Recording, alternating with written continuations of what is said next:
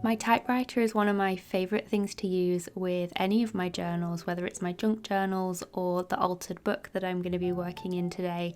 And so before I sat down to do my journaling, I just typed out a couple of quotes that I wanted to use within my journal pages and also as a way to inform the pages I was going to be doing. So almost like sort of setting the scene and sort of thinking about the things I want to do. So one of the quotes that stood out was focus on the next step, not the whole path. And so I took this in a way of just sort of creating on these pages that I have left in my altered book. And rather than thinking, okay, I'm going to create like a whole spread or I'm going to finish a journal page, I was just looking at like the small little things that I could create on the page. So adding the quote to that page finished off that one.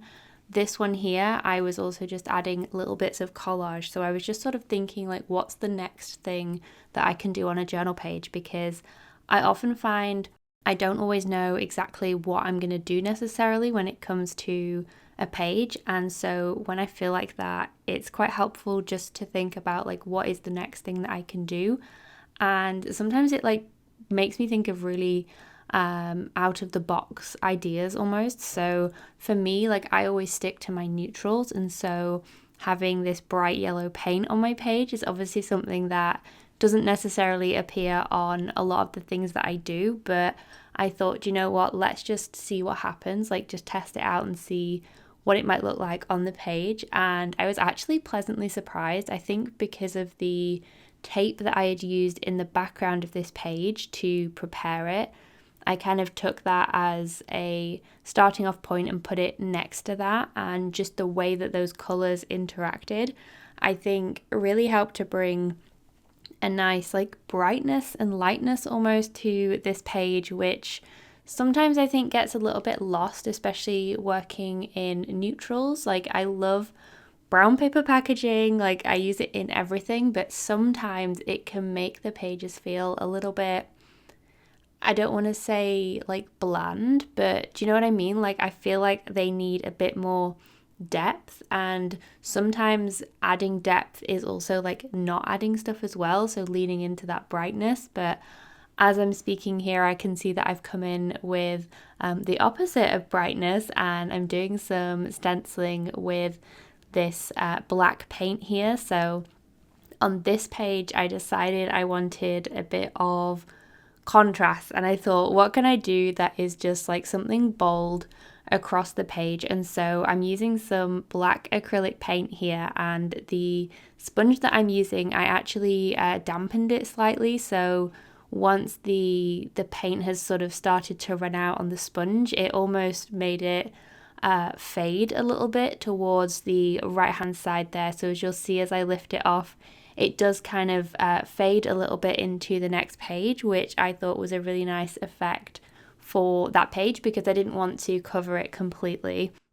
And I figured whilst I had the stencil and the paint out, I would also add it onto a couple of tags as well. So I just thought that it would be a nice like contrast, and one of them you'll see I use later on another page, and then another tag I just have as, you know, something ready to use the next time I want to maybe make some ephemera, or if I have a pocket. Like I feel like I'm trying to tackle that problem I always seem to have in my journals, is that I make quite a few like pockets and tuck spots, but I'm not so good at actually having things to go inside them. And so I feel like I need a little bit of balance there with actually making like the tags and stuff. And so I figured if I sort of start to prep them like as I'm doing other things and have them ready to go rather than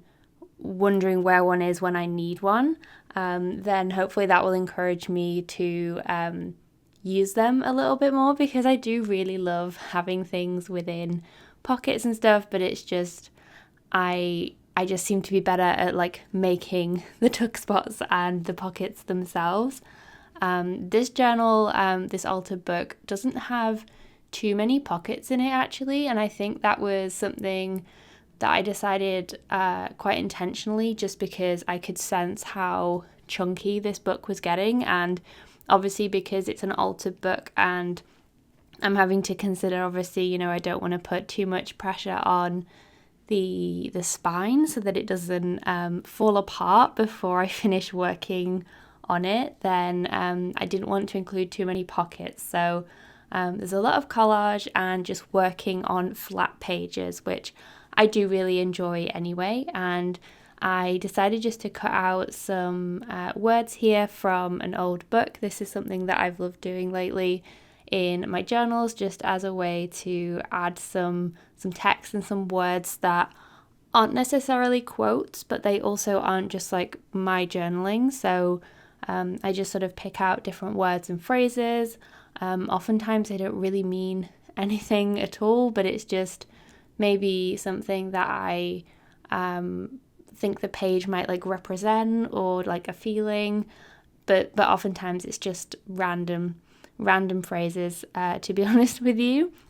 So there's where we're up to. So I finished 3 pages here already. You can see, like, as I've built them up in stages, like, it's been less intimidating. So I'm working now on the back page. I've gone to the back just because I knew that I had the end page here that was aged, and I just thought that that would contrast so nicely with this like more modern tag that I've created.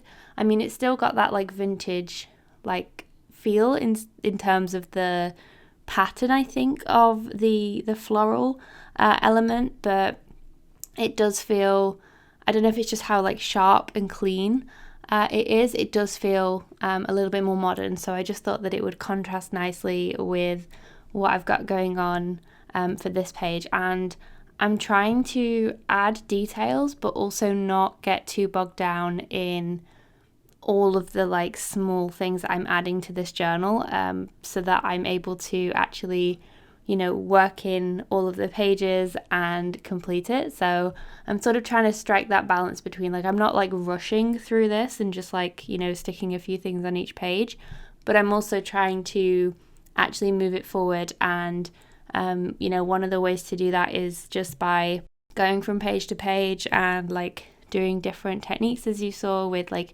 we'll do some typewriter and some quotes, and then do some stenciling and going between different pages. That's something I've enjoyed doing with this book. So rather than literally just being quite linear with it from start to finish, I've sort of been working across different pages, and I've just been finding that that's a really nice way for me to work lately, and having more ideas, I think, come to me when I'm revisiting things and adding like more layers and more things to it. And it doesn't always have to be like, loads of stuff that I add to a page necessarily. So I guess trying to be a little bit more minimal with the journaling as well. But I don't have too many pages left to finish in this altered book. I think there are 4 left, and they are all obviously prepped as backgrounds. If you didn't see when I prepped all the backgrounds, I'll leave a link down below to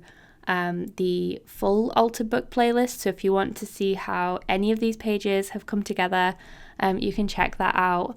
I've got pretty much all of the processes for all of these pages that you can watch them come together. And I think it's been really interesting watching the pages come together like that in so many different little stages, and obviously over like a longer period of time, especially because I've done quite a lot of journals now with the junk journal challenges where start to finish pretty much they've been completed within a month. So this is probably gonna win a prize for, I'd say, the longest amount of time I've spent working in a journal. But every time I've come back to it, I have really enjoyed working in it. And so I added some of the washi stickers there, as you saw, to this page just as a background, and because they are a little bit more translucent, you did see some of the collage showing through. So just in case you're worried that I've covered everything up there, once you kind of look more closely, you can see through the different like text and things like that.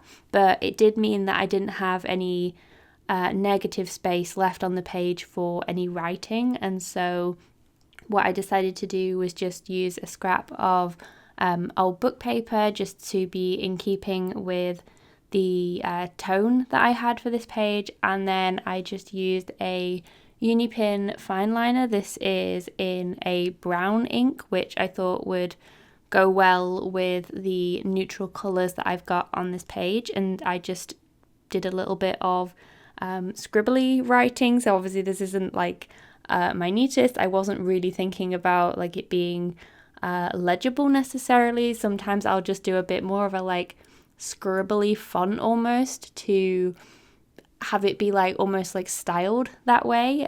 So I really enjoyed just having a few little thoughts jotted down on the page here. I do really like the way that text like this in a block can look on an art journal page, but it's not something that I tend to gravitate towards a lot. But I think I've been doing it a little bit more lately in some of my journals, just because I've been doing some commonplacing in my other notebooks, in my Hobonichis, and it's always just fun to do a bit more like stripped back journaling, I suppose you might call it, like the written journaling side of things. So it's just like collecting quotes and things that I've seen, so documenting in that sense. And I think just from having written all those out and seeing the pages that I've done that are a lot more just like text based, I think that's influenced me here just to bring a little bit of that vibe to my art journals. But I do like to keep these more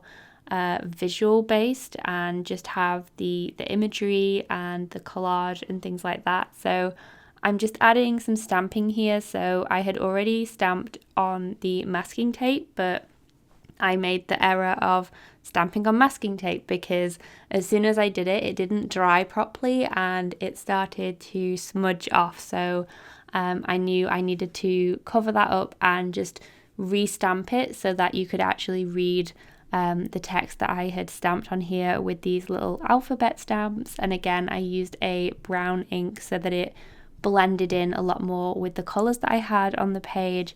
And so these are the pages that I have now completed in this altered book. So I think it's 5 separate pages there that I have put the finishing touches to. I mean, maybe I might come back and add some more to them. But as you can see, this is all we have left to work on in this altered book. And this is how chunky it has got. So I hope you've enjoyed joining me for this. And I think our next time working in this might be the last time working in this altered book.